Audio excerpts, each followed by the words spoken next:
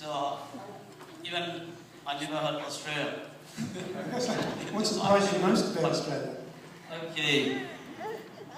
Most surprising thing is when they say Australia, I thought Australia was in Europe somewhere. And then also one thing is Kedai Mai.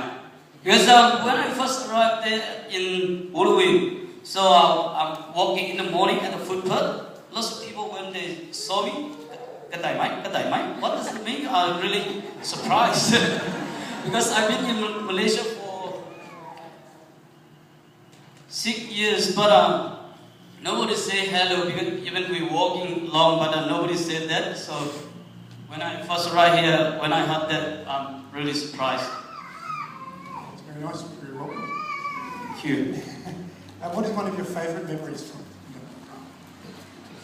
Okay, that one, many things, but I will say a few things. One is for our friends, especially Christmas time, and we call Menor dance.